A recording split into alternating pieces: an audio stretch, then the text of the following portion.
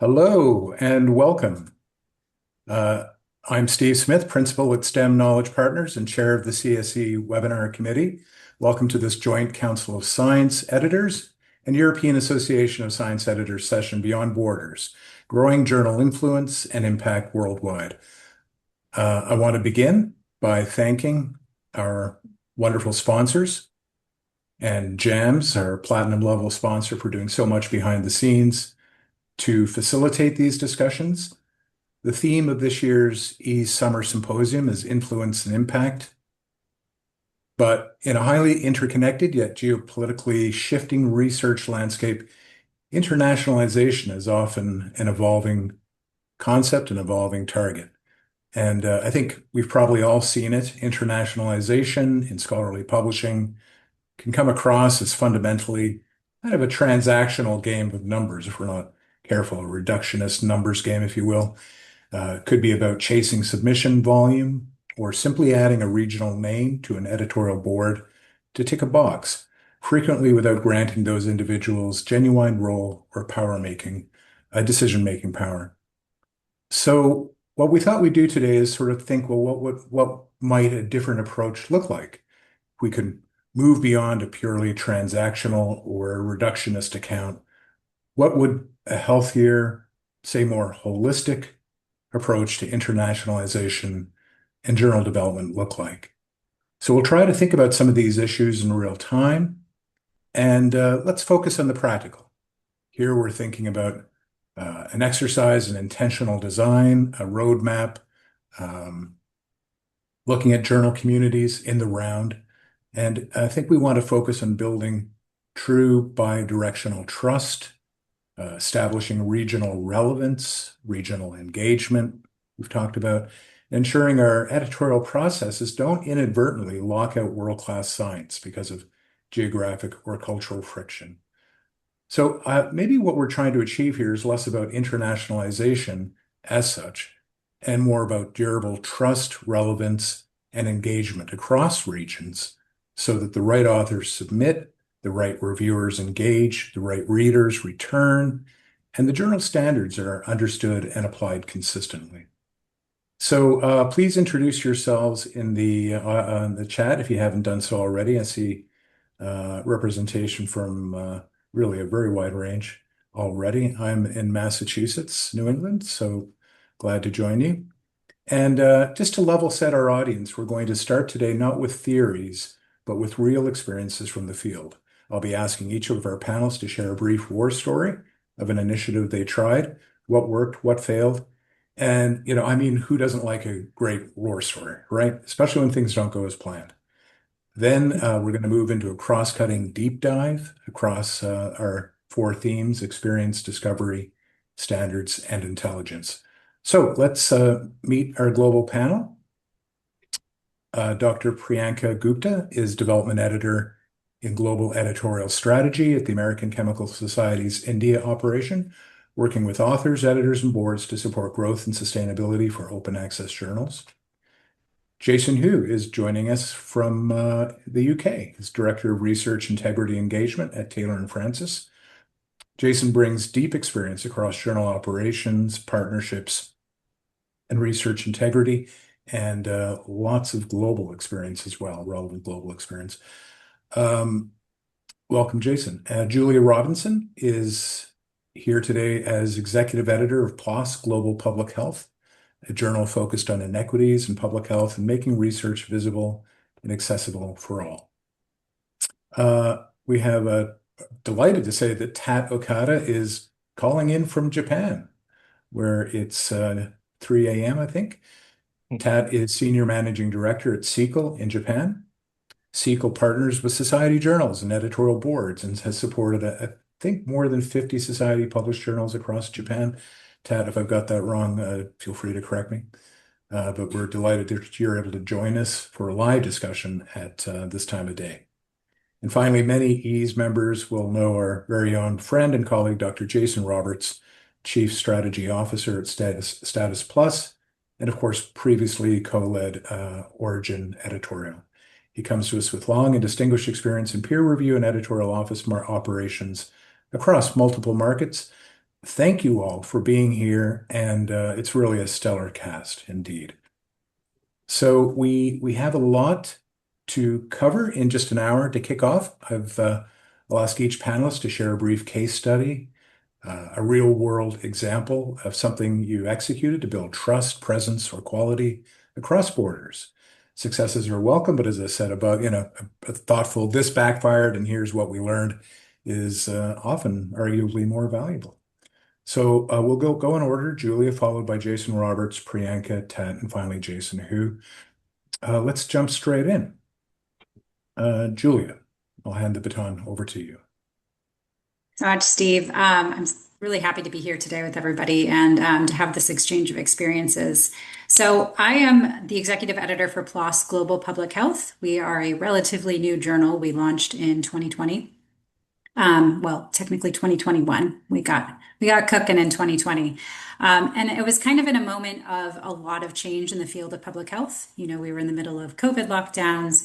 There were a lot of social movements happening at the same time that were really bringing ideas about equity and social justice to the fore. I think that those ideas are constantly being brought to the fore, but COVID really shined a light on health inequities. And this was the moment that our journal was born. So we had kind of an advantage. The war story I'm going to share with you today is about building our editorial board. Our journal is really focused on representation, equity, fairness, kind of a democratization of science. And we recognized early on that we really wanted to have a board that was going to uphold all of these values.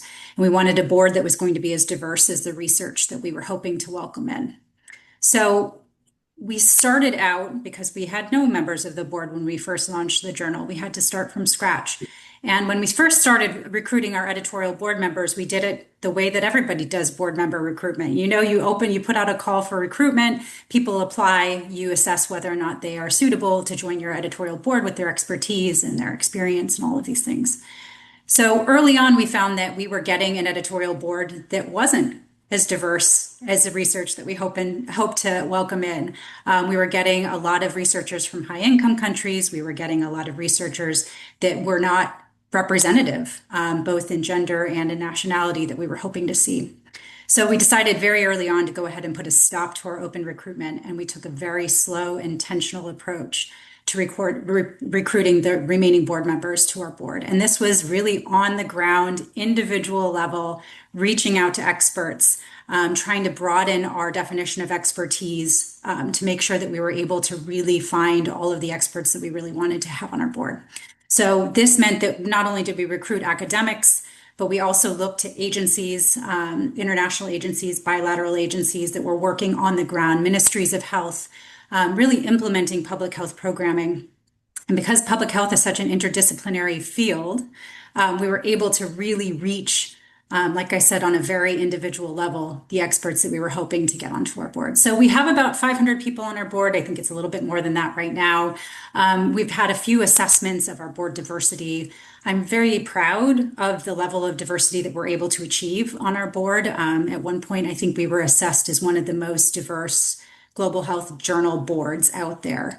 And it didn't come easily and it didn't come by accident. So I think really what we'll talk about probably a little bit later on too is this intentionality as being a very important part of building PLOS Global Public Health from the ground up, and thinking really deeply and slowly about each choice that we made to make sure that it was really jiving with our mission, I would say. So perhaps I'll leave it there now, and I'm sure we'll pick up on these themes later on.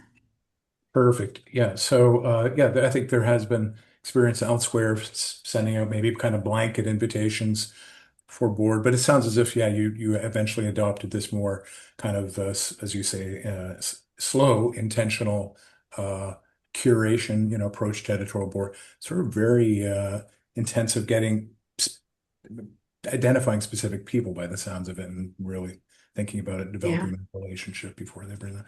Okay, that's great. And we'll follow up on I think you mentioned this diversity tax earlier, so we'll follow up on that separately. Jason Roberts, would love to hear you weigh in at this point. Sure. Okay, I'm going to talk about securing high value content. So, with this particular case from a journal I worked several years ago, it wasn't so much that we were trying to secure submissions from certain regions of the world. We had plenty of them. It was to try and get better quality content.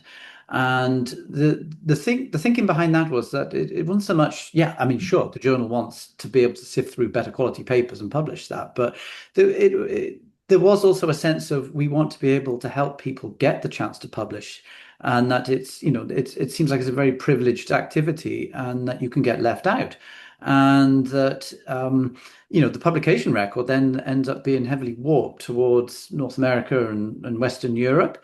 And there is valuable research that needs to be contributed, and that simply wasn't getting through. But we didn't want to take a top-down approach. We didn't want to impose our thoughts on regional populations. And so our effort involved working with local level thought leaders to try and come up with training programs to help people become better researchers and better writers. Yes, better researchers. So we even pushed upstream beyond just writing the paper to think about study design. We conceived this as a long range effort. And so what that meant was that we would set up virtual training and, maybe like a journal club as well, which is just another way to train and learn how to deconstruct a paper. I think you can learn how to construct a paper, but give folks these opportunities. So, I mean, the classic example was from this one journal I worked. All the fellows in that particular field in the US got to participate in this journal club. Nobody else in the world got to participate in it. And so we're like, well, that seems a bit exclusionary, even though this was the Society's journal. So think about how you could then adopt that at a regional level. And we ended up setting up a group in Brazil. Now, it was all run in Portuguese, but they followed the same pattern. They picked the same papers and they did their thing. And we worked with the local level leader who we made sure understood our mission, and they did because they were a member of the editorial board. And so that's what I'm saying is that you often have these folks that are there, that maybe they're on your editorial board or an advisory committee or doing some role in a society. If you have the access to those people, bring them on board, make them feel part of it. And here what I'm saying is that this is all about engagement as well. They are engaging with your journal, and engaging now means that even more engagement in the future. So, was it a success? It's hard to say. It's kind of like planting a tree and it's not going to fruit overnight. And I think definitely for sure, in terms of participation and in terms of eagerness and interest in the younger generation, in certain populations around the world, they were into it. I think the older generations were like, well, we've done what we've always done, so we're going to carry on doing that. So on the whole, I think it was a success. I don't really have any success metrics. But my final thought on this is that if you want to work on improving others, I think you really need to work on improving yourself first. And I think that some of that speaks to what Julia just said. And, that also meant taking a long, hard look at, well, okay, it's great if we work with these people and then material comes in, but if we then still push it away because we just think it's highly derivative work, what have we achieved? Nothing. So we have to work on ourselves as well, and that means opening up the eyes and minds of our reviewers and even our editors. So that's my war story, Steve. That's great. I love the emphasis on working that final thought, working on ourselves, and I'm sure we'll come back to that a little later. I also like you mentioned thought leadership, that focus, that kind of in terms of engagement. I think that's often kind of missed out in these approaches. And I like the fact that it was picked up by the early career researchers. I think it's easy for publishers and community to forget, in a sense, about the ECRs and uh, engaging people earlier on in their career and making them part of this kind of narrative arc. So, and also, of course, you mentioned slow as well. So that seems to be a theme this morning. Two of our panelists so far. This isn't overnight success. This is slow and intentional. Okay, Priyanka, if wonder if you can jump in here, and I know you were going to Yeah, talk. yes. Hello, everyone. Thank you for having me here, first of all, and I'm truly honored to be a part of this panel. Thank you, Jason and Julia, for sharing your stories, truly inspiring.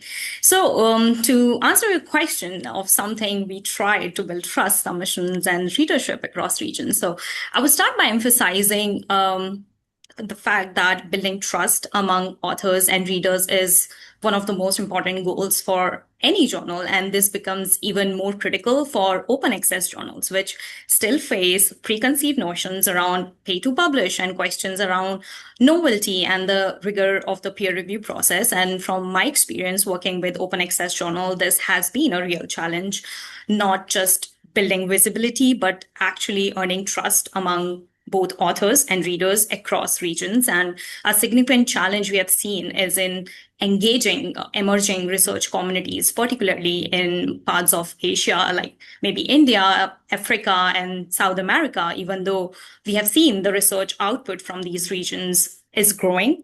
But there is often hesitation amongst authors in submitting to global journals. And this can be due to a variety of perceived barriers around inclusivity, accessibility, or maybe simply about uncertainty, whether your work will be valued or considered novel enough, match the editorial expectations or not. And hence, a lot of authors refrain sometimes from submitting to such global journals. And this creates a cycle where journals struggle to attract submissions from these regions. So how do we really address these problems?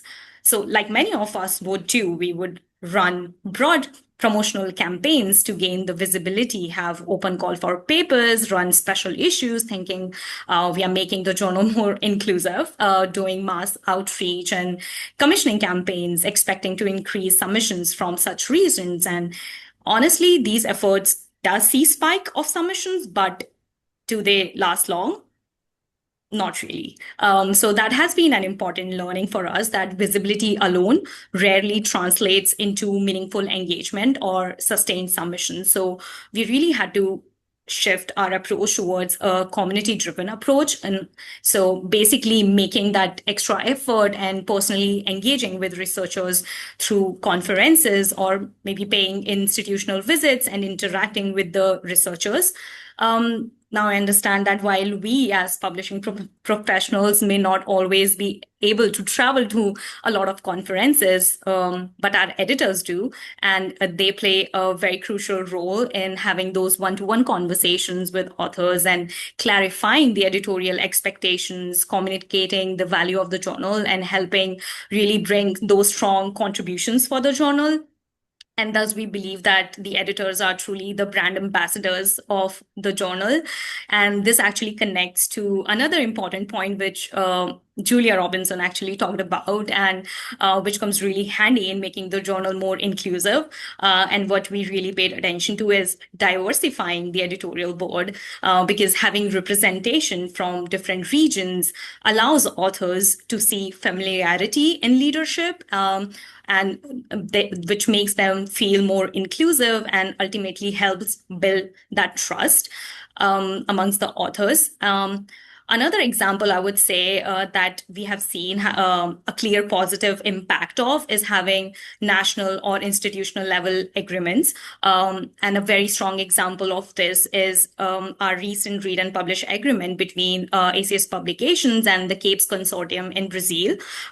So we have leveraged that, and a recent special issue celebrating the Brazilian chemical community has actually received an overwhelmingly enthusiastic response. And I don't know, we did not really imagine that it will be so huge. It was about 350 plus papers that has been published in this special issue. It was really difficult to manage this special issue, that we had to fragment it into 9 mini special issues. So I think partnering with publishers, so when authors see that a larger body, especially at a government level, partners with a publisher, it builds confidence and it brings credibility to a publisher and its corresponding journals, and it helps in building that trust, making sure that it is not just another journal and someone that the government have faith on. So it's something like, if my government have faith in them, so I do trust them too. So to close, I would just say that all these efforts reinforce a broader principle over here, that building trust is not just about visibility, but about those relationships and credibility within a research community. And sometimes what doesn't work, like broad generic outreach, teaches you that more localized and community driven and human approaches are far more effective. Yeah. That's great. Thanks so much, Priyanka. What a powerful story.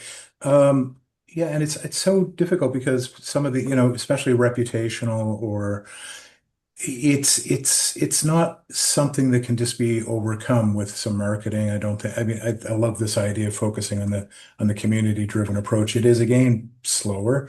And I suppose I'm not putting ACS in the spot, but I imagine at times you may sense there's a misalignment between kind of expectations in publishers and this slow, hard work, reputational and engagement work at the coal face.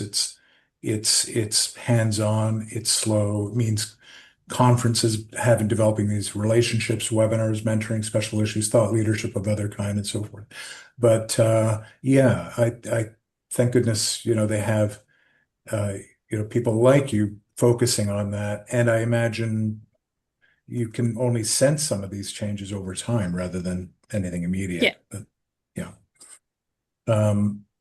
Yeah, I agree. There's no shortcuts here. Okay, so thanks so much, Priyanka. Tat, if Yeah, you're sure, sure. still awake? Hi, everybody. My name is Tao Okada, from Tokyo, and I work for a company called Sequel in Japan. I'm really glad to be here. And well, since Japan is pretty much geolocationally isolated from every other part of the world, we try to use social media for global outreach.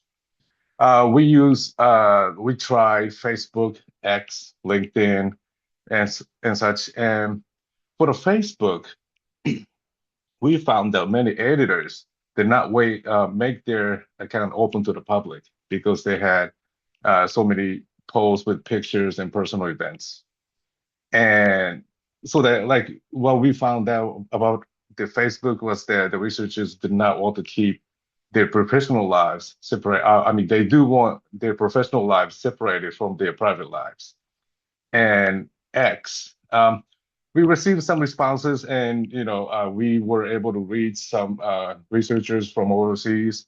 But well, I mean, I could say it was like somewhat successful, but there was more noise than helpful feedback. I mean, some responses could be like really obnoxious, I will say.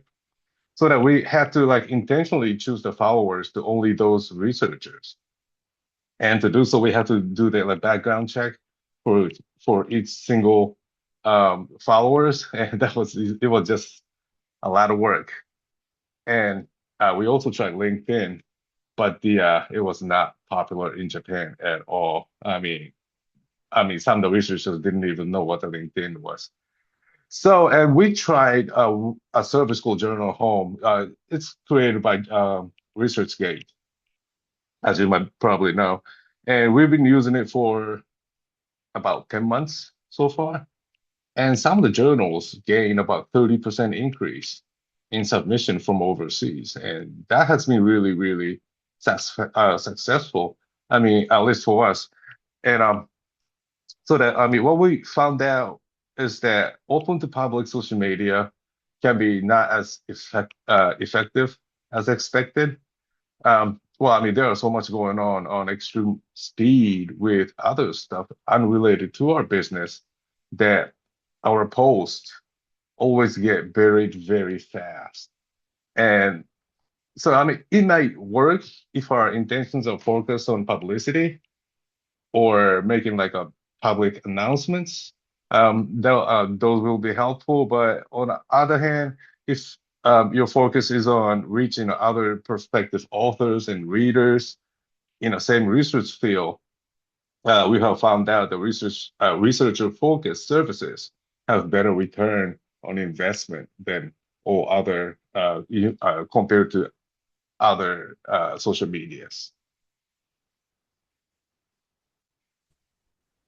Hi, Tat, All right. Yeah. question from the audience, just which was the social media name you mentioned? I was ResearchGate. Yeah.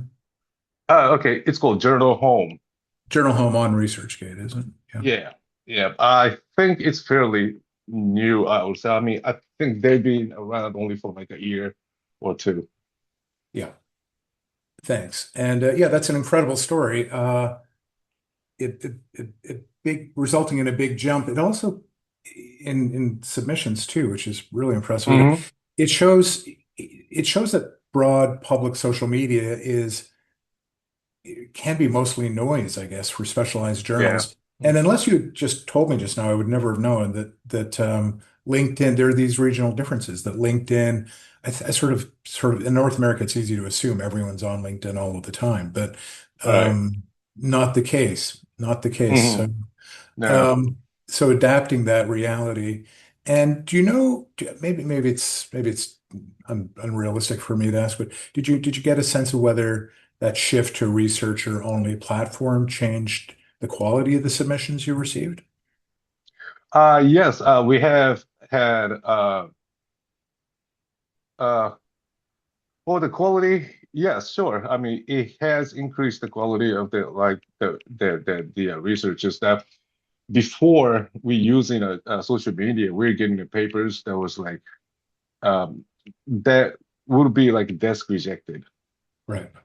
Right, but now we're having more and more papers that's being accepted, and we had higher. I mean, we are having higher acceptance rates from overseas. So, yeah, I mean, we can say that like we have better quality papers now compared to That's before. that's a great story. Thank you. And just last but not least, Jason, you if I'd love to hear if you could weigh in at this point. Sure, sure. Yeah, so my story is slightly different. So I have been leading an initiative to grow the quality content for so at a scale for a group of journals. Like 100 journals that we selected, as a strategic so importance. So we deployed a group of the commissioners on the ground in key markets, one team in China, one team in UK, one team in US, and we hope that we can, grow for those so the journals simultaneously. So the idea we took initially was to assign three commissioners for so each of the journal, one from China, one from US, one from UK, and so with the hope that all the three commissioners can work closely with the editor and then to commissioning quality content from their own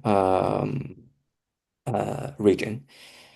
But very quickly we realized, well, it doesn't work as we thought because, for example, one some medical journal got very strong.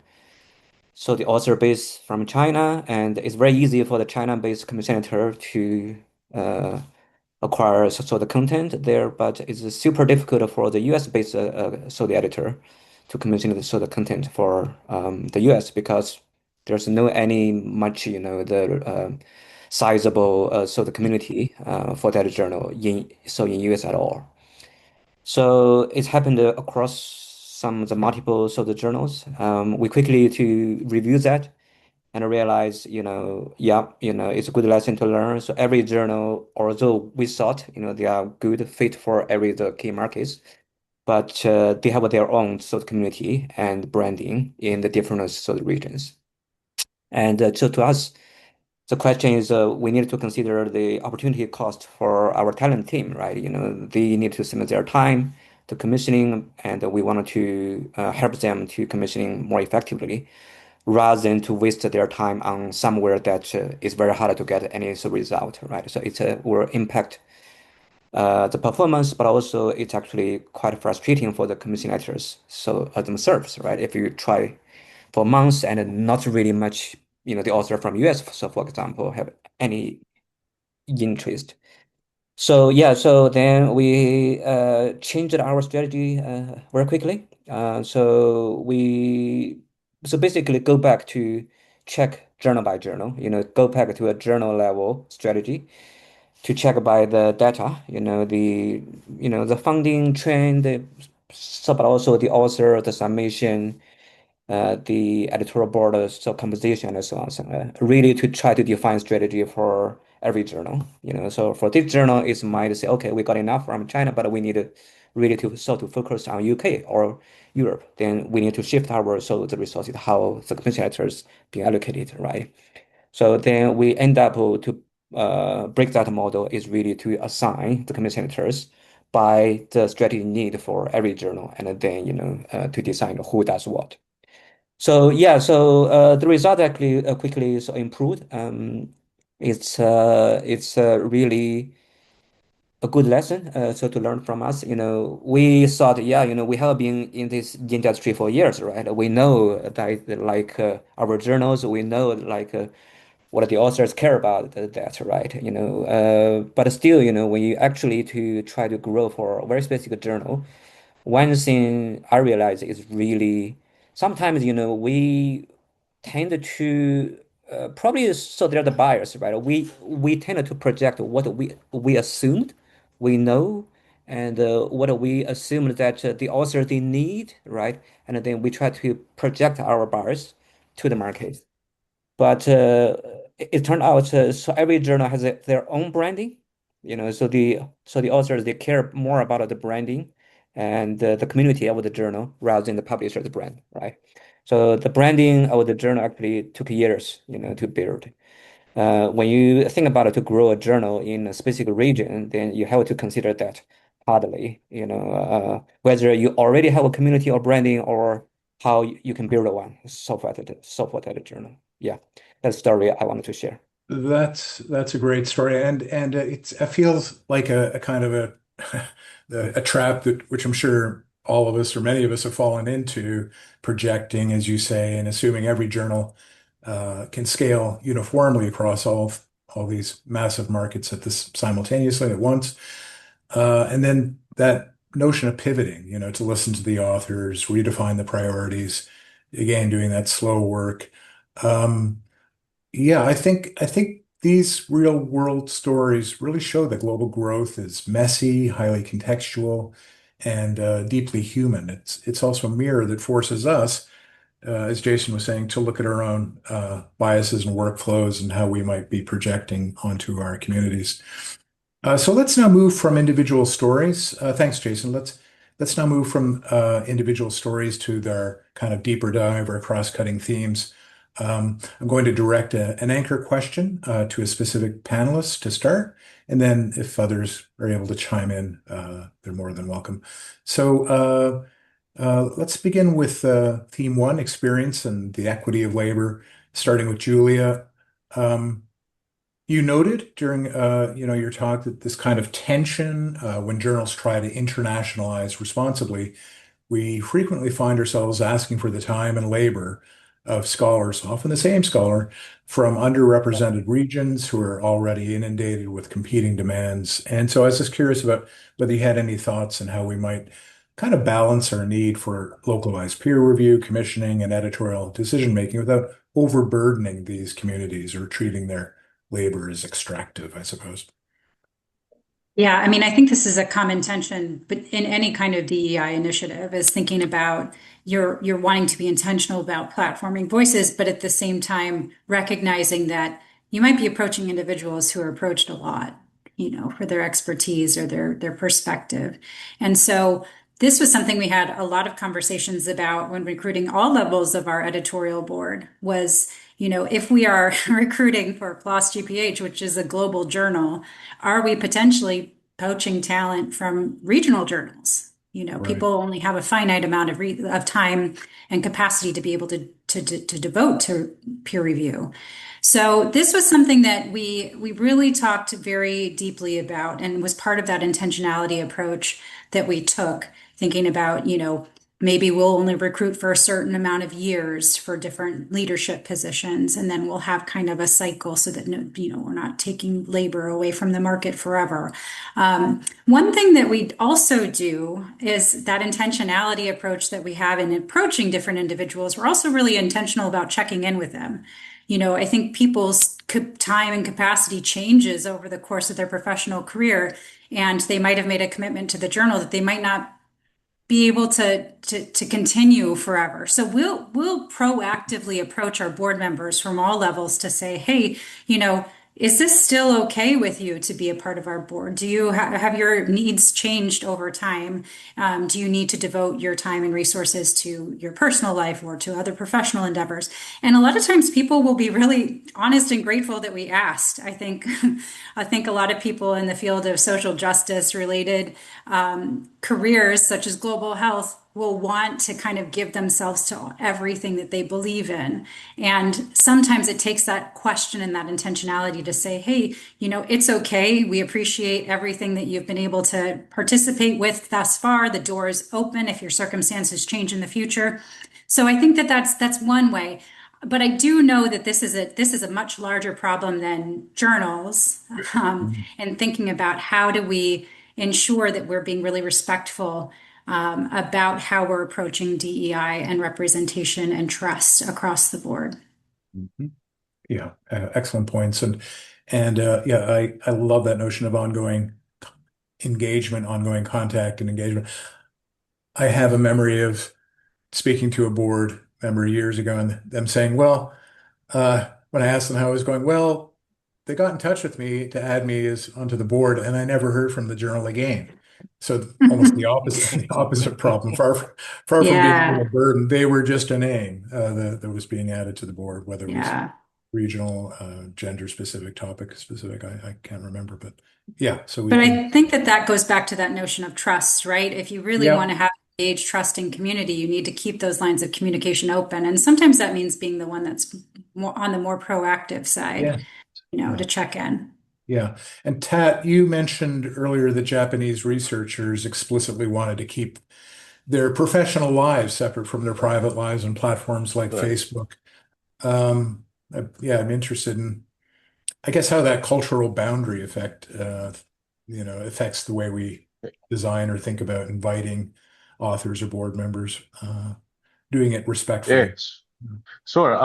Yeah. I mean, we have tried so many times to persuade those editors to join their journals, their own journals, Facebook pages and such, but they just It's funny. they didn't want to. Yeah, I mean, yeah, I mean, they didn't want to mix, picture of their kids with the right. works that they have done, and we also have like the same situation. Just Steve just said that we go to many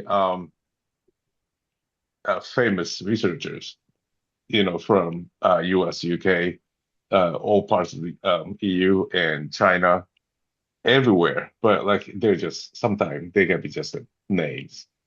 Yeah. Uh, And asked over and over and over and over again. sure, Uh, sure.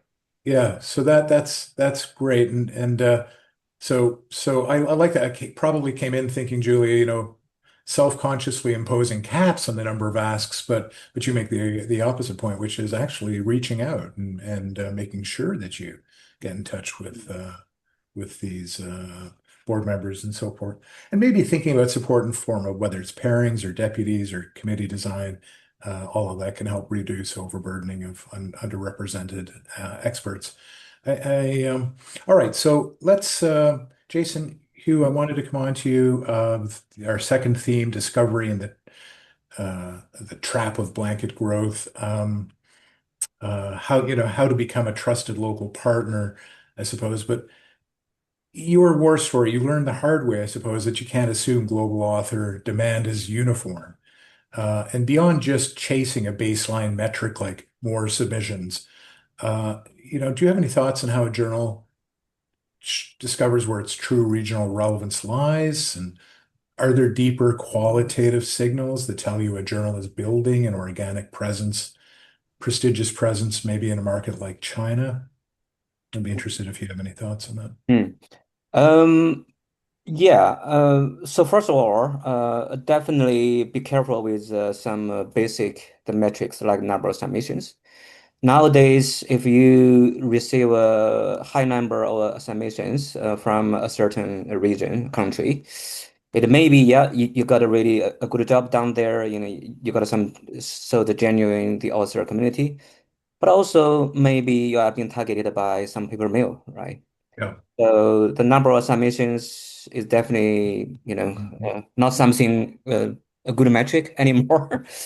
Mhm. So yeah, in terms of how you can tell genuinely, yeah, your journal has got some the community and branding there, qualitatively. I think the first thing is really, so the panelists so talk a lot about the board members, right? I think in many way, to many people, yeah, it's like an honorary position, more like a figurehead. But also from the other side, they do want to contribute, but they need to select where and which journal they want to contribute, right? So one way to check is how much is a voluntary contribution from your board member there, right? And plus the peer reviewers, how much the acceptance of your peer reviews or the invitation from the region there. So that's a good signal, I think, to tell you. Uh, the other thing is whether you got some submissions from the top labs, so from the region. It depends on the level of your journal, but as we know, every researcher, every the top level, they have their own the list of the preferred journals from top Mhm. to somewhere, right? Yeah. Then if there are more and more the author from the top lab, they start to submit it to your journal, and more, they are coming back again. So I think that's a very strong a signal. The third one is probably more like the regional or country specific. Take China, so for example, there are some regional or domain specific journal ranking things, right? It's kind of Mhm. the Yeah. journal ranking by some sort of institution or societies. It's normally not a huge number, probably a few hundred or 1,000 journal being indexed by this or that, the journal ranking, right? That could be a signal that you have been somehow been recognized by the expert on the ground. The other thing also, again, it's also country specific. China government in last few years, 5, 7 years-ish, try to demote the importance of the numbers of articles, the number of the journal factors things. Try to encourage the researcher to focus on the quality rather than quantity of their publication. Uh, as a result, when they submit their proposal to apply for funding or promotion, they are required to submit like, so for example, 5 representative papers, they publish rather than to list all the publication, right, in last year. So then the question is which the 5 papers they want to select. Right. So this is probably if they often to select your journal as their representative work, right? That's the other the signal that you are somehow being recognized by the researchers on the ground, right? Mm. Yeah, that's something I can to think about that. But also I wanted to add, to build upon the other talk so far. It's really we'll need time to build this author the branding thing within community. Mhm. Personally, I feel nowadays every journal, every publisher, they do need to treat the author as a customer. Even your journal is a substance so journal, you must to treat them as the real customer and then to build an author-centric strategy so around that in a systematic way, but also persistent way than to define, all your activities there rather than some ad hoc things here and there, right? And Mhm. also need to be very clear that it takes time. You got to persistently to take the efforts to build that. Right. And that regional sensitivity as well, as you've pointed out. Exactly. Exactly. Yeah. That's terrific. Terrific. Lots to think about there, Jason. Thank you. Just in the interest of time, I just want to get onto our third theme. We're talking about standards and internal biases. I thought I'd start with you, Jason Roberts. Continuing to think about aligning our different research cultures safely without, I think you've raised this problem about imposing our own Western regional biases. And so you said if you want to work on improving others, consider working on yourself too. Um, so when we try to bridge that standards gap with international wider community, I mean, how do you talked about providing training and mentorship without imposing an ethnocentric tax on their work, but maybe I'd love to hear from you a little bit more about these ideas. Sure. Well, I think all of this is about elevating, what's the phrase? A rising tide floats all boats. Yeah. And I think that's what we're trying to achieve here. But understanding that standards that protect research integrity, they may be universal, but there are also many things that journals impose that are really geographically rooted, or they're just the frameworks that we've used in scholarly publishing for years, which of course has been overwhelmingly dominated by North America and Western Europe. And so, the thing is that some things like research integrity, those things are standard across the world, largely. That's maybe a bit of a broad statement, but it's largely. But there are regional conventions, such as, maybe in clinical or other research domains, like how findings are framed, how things should be written, some reporting practices. And here's a critical one: what constitutes novelty and originality? And the thing is, the first, that travels across international borders, but the second doesn't. And those are regional, that's where regional differences come in and can actually end up penalizing people. Another issue that I remember at one of the journals I worked on towards the end of my time peer reviewing was that the rules had frequently moved on. And by the time that researchers in certain parts of the world are able to get to the position where they could comply with these new rules, the rules had changed again, or there was new things to worry about. And, and so I'm thinking like a classic one in recent years has been, say, over open science. And it's not that people don't want to do this. It's just that, well, I've taken all this effort just to get to here, and now the goals are over here.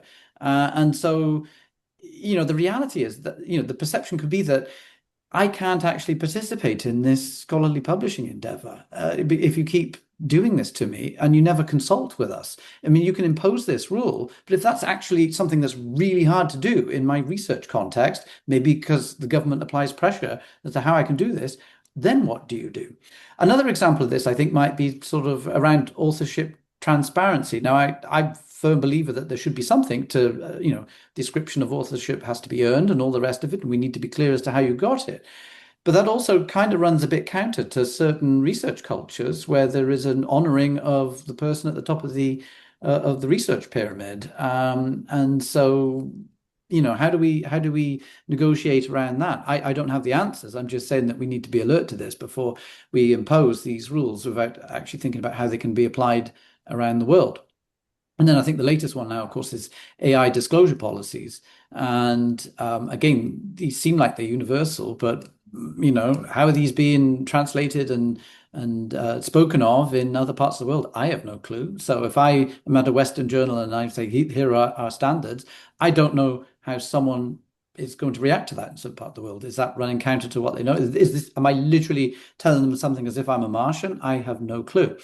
And so again, that's why you need to diversify who you work with, because that is where you're going to get your answers as to, is this going to translate? And I don't mean a literal translation, but like, every meaning of that word. And then I think, and you actually said it, Steve, there is a danger of equating international with Western. So the risk is that we say to publish internationally and not in a small regional journal, you need to become more like us. I think that's what we're unintentionally saying in the West quite often. Instead, what journals should be asking is what standards are truly necessary to evaluate the science fairly and which are simply artifacts of our publishing culture. And that's the nub of so much of this. We're just doing what we've always done. And I don't think we can carry on doing that. And that internationalization is bi-directional. So it's great. We want to, like I said, rising tide floats all boats, but there's too much top down. We need to educate authors. We need to educate reviewers. We need to even educate our editors. But like I said, the journals themselves need to learn on where this process can create unintended barriers. So, for example, reviewer expectations change by region. So how do we get reviewers in the West, overwhelmingly reviewers are still in the West, but submissions, pick any subject domain, are not dominant from North America or Europe anymore. And so, there's immediate disconnect. I've worked with, top world-class researchers that are in their 70s. They're like, I really don't care about this paper from pick a country X. It's boring to me. Or it's like, I don't really understand why they're doing it that way. There's absolutely no intellectual curiosity at all. It's just like, all I know is this norm over here. I'm not interested in something else. I think there's assumptions about available infrastructure. So again, when we impose certain standards, are they things that can actually be feasibly implemented elsewhere? There's language-related interpretations of quality. So I think we're kind of moving beyond that a bit. It's certainly a lot better than it was 20-something years ago when I'd see papers just turned down because the English was poor quality, but I think there's still elements of that there. And then differences in research funding realities as well, which we just need to take account of. So true internationalization requires, I think, adaptation on both sides. And then the final point I want to make really is that we need to supplement any gatekeeping focus that we have, which we have to have as journals, with capability building. And that's what I mean by training, is that I talked to an editor this morning that I work with. She's in Brazil, and she said, for years, I've been committed to getting more papers in this particular international journal from lower and middle income countries. She speaks for someone who's coming from one. And I said, yes. And the secondary part of that, of course, is that we put in place a pathway that most obviously is training to help those folks get there. Because otherwise they will never get there. And you're just creating an unobtainable goal. And then what have I personally done to confront these themes? I think it is simply creating training opportunities with local level support. So those are my thoughts on standards, Steve. That's great. So much to think about there. Capability standards, absolutely great stuff. And just in the interest of time, I wanted to press on with our fourth theme, editorial intelligence. Priyanka,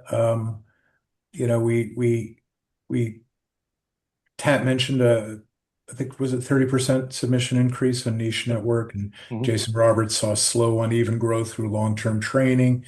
When you're looking at auditing, can you talk to us a little bit about data points that give you an honest picture of real sustainable traction? Maybe some legacy metrics that you've learned to deeply discount because they encourage the wrong behaviors.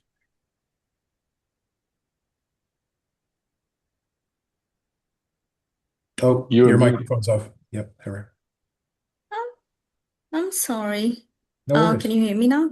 Yes, perfect. Yeah, so I was just saying that this is one of my favorite questions because understanding journal metrics that actually represent international growth and really that reflects the value and the credibility of a journal. It is almost a journey, from being an author and looking at the journals from an author's lens and to becoming a scholarly publishing professional and actually understanding and being able to differentiate between different journal metrics that represents actually the perspective really changes and evolves on how you look at journals' performance and credibility and how it is doing in different parts of the world.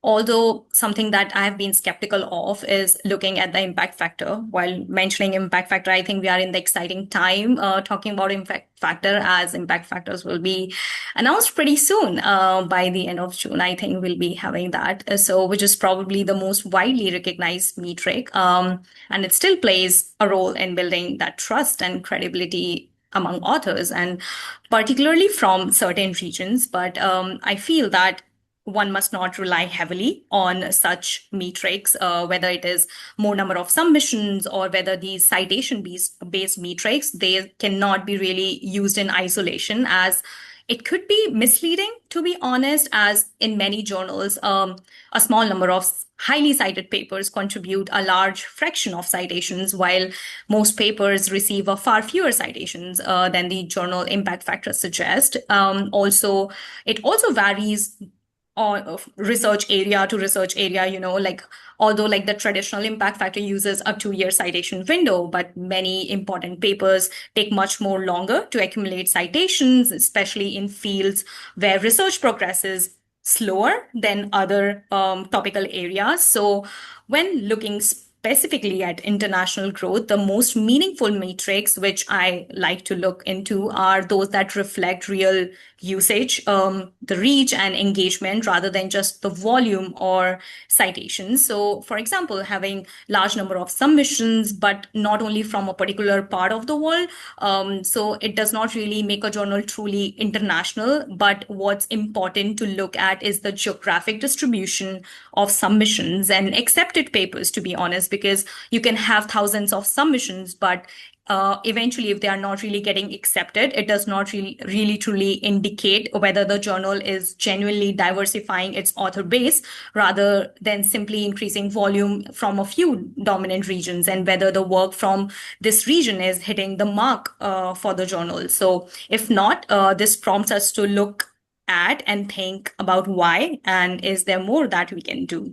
Another is the geographic distribution of usage. So these are often stronger indicators for readership and visibility. Often they reflect how content is actually being assessed or used across regions. So can also be highly specific. So it gives us information about what is being read where, what is the community in, let's say, country X is reading, and country Y, what communities in country Y is reading what.